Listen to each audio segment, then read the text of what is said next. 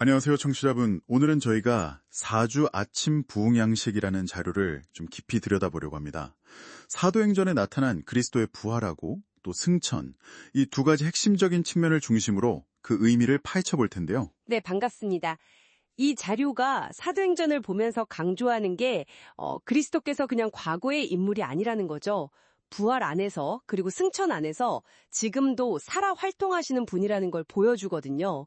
오늘 이 부분을 좀 집중적으로 얘기해 보면 좋겠네요. 좋습니다. 그럼 먼저 부활부터 시작해 볼까요? 그리스도의 부활이 그냥 죽음에서 살아나신 것, 그걸 넘어서는 의미가 있다고 하죠. 네, 맞아요. 이 자료에 따르면 죽음을 이기시고 부활이라는 완전히 새로운 영역으로 들어가셨다. 이렇게 설명하더라고요. 네, 죽음이 그분을 더 이상 붙잡아 둘 수 없었다는 거예요. 아하. 왜냐하면 그분 안에는 파괴될 수 없는 생명이 있었기 때문이죠. 그래서 하나님께서 이 부활을 통해 예수님을 영광스럽게 하셨다. 이렇게 말하고요. 그렇군요. 영광스럽게. 네, 부활은 그분의 과거, 그러니까 그분이 인성으로 오셔서 사시고 죽으신 모든 것을 확증하는 거고, 동시에 그분의 미래, 즉 승천하시고 하늘에서 일하시고 또 다시 오실 것까지 다 열어 보여주는 거죠. 뭐랄까 아주 중요한 전환점이에요. 와, 과거와 미래를 확 잇는 그런 느낌인데요. 특히 그 자료에서 생명의 창시자라는 표현도 있더라고요.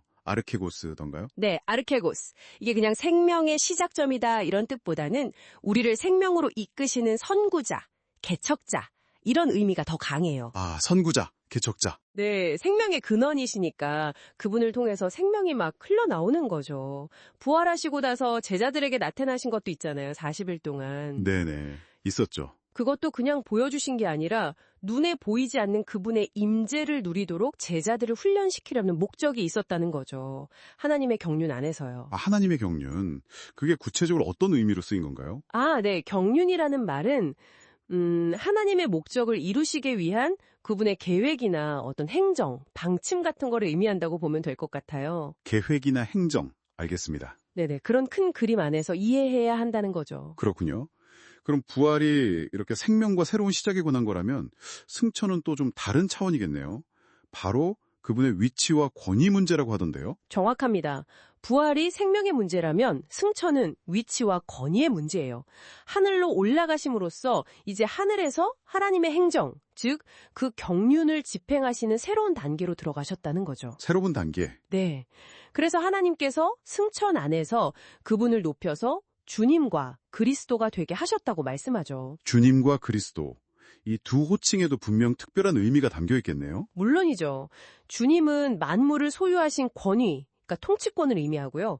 그리스도는 하나님의 위임을 받아서 그분의 계획을 수행하시는 직무를 나타내요. 아, 권위와 직무. 네. 그래서 그분은 만물의 주로서 모든 권위를 가지시고 지금도 하나님의 행정을 이끌고 계신 거죠.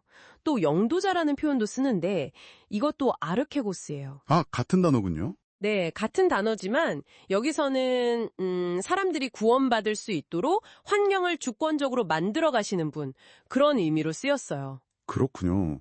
스테반이 순교 직전에 사람의 아들이 서신 것을 본 장면도 참 인상 깊었는데요. 아, 맞아요. 그 장면 중요하죠. 승천하신 그리스도께서 여전히 인성을 지니시고 땅에서 고난받는 자기 백성을 돌보고 계시다는 걸 아주 강력하게 보여주는 증거라고 이 자료는 강조해요. 와, 정말 들어보니까 사도행전의 그리스도는 한마디로 정의하기 어려운 정말 여러 면을 가지신 모든 것을 포함하신 분이라는 생각이 드네요. 생명의 창시자, 영도자, 구주, 또 사람의 아들. 네, 그뿐만이 아니죠. 이 자료에 따르면 그분은 하나님 자신으로서 자기 피로 교회를 사셨고 또 산자와 죽인 자의 심판자이시며 우리가 믿음의 대상으로 삼아야 할 바로 그 주 예수님이신 거죠. 네. 특히 그분의 부활은 장차 있을 심판에 대한 확실한 증거이자 보증이 된다고도 말합니다. 오늘 4주 아침 부흥 양식을 통해서 사도행전에 나타난 그리스도의 부활과 승천, 그 깊은 의미를 함께 살펴봤는데요. 이게 그냥 과거의 사건이 아니라 지금 우리에게도 여전히 중요한 의미를 갖는다는 것을 다시 한번 생각하게 되네요. 네, 맞습니다. 정리하자면 이 자료에서 강조하는 사도행전의 그리스도는 이렇습니다.